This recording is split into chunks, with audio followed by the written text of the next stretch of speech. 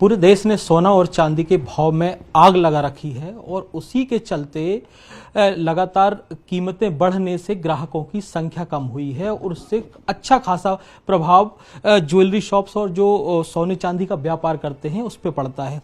ऐसे ही हम भोपाल में एक ज्वेलरी शॉप पर आए हुए हैं। अनमोल ज्वेलरी शॉप है। यहाँ पर अगर हम ग्राहकों की बात करें तो अभी आप सिटिंग जो चेयर्स लगा रखी हैं सारी खाली दिखेंगी। हालांकि इस मौसम में खरीदी भी कम होती है, लेकिन हाँ इतना जरूर है कि अब 15 जनवरी के बाद से शादियों का सीजन शुरू हो जाएगा, तब ग्राहक आने की उम्मीद है।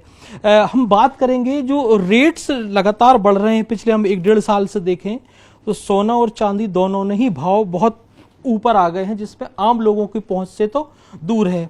हम अभी पहुंचे हैं भोपाल सराफा एसोसिएशन के अध्यक्ष सुशील धनवानी जी से बात करने के लिए। वही हमको बता पाएंगे कि बेहतर क्या है और मार्केट ऐसा किस वजह से चल रहा है। सर बहुत बहुत स्वागत है आपका न्यूज़ 18 पे।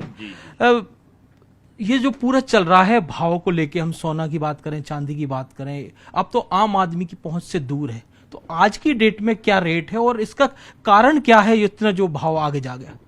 धन्यवाद। न्यूज़ 18 के माध्यम से मैं ये कहना चाहूँगा कि सोना और चांदी के भाव बहुत काफ़ी बढ़ चुके हैं और ऐसा मानना है कि और बढ़ने की आशंका है।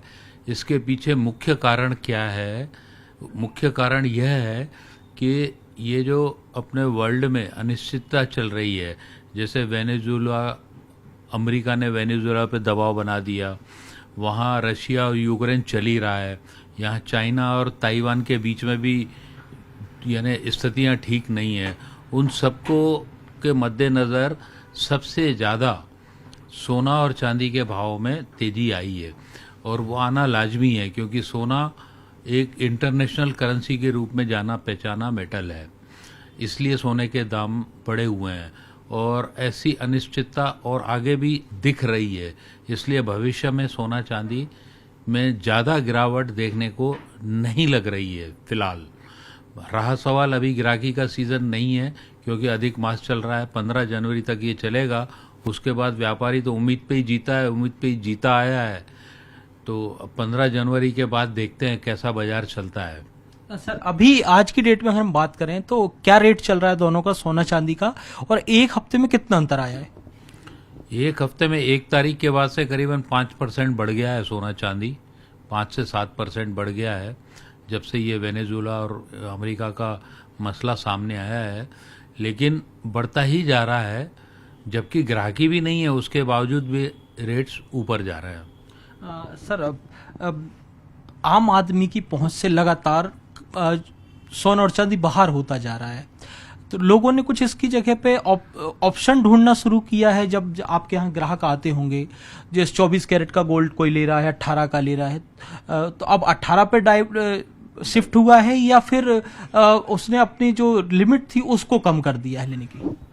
अगर यही स्थिति भविष्य में रही तो बट नेचुरल है कि 22 कैरेट जैसे आज 1,25,400 का चल रहा है भाव और 18 कैरेट का चल रहा है 1,03,300, तो ग्राहक मजबूरी में 22 कैरेट छोड़ के 18 कैरेट अपनाएगा ही भविष्य में, क्योंकि उसके दाम में 18 कैरेट के दाम कम वाजिब दाम है।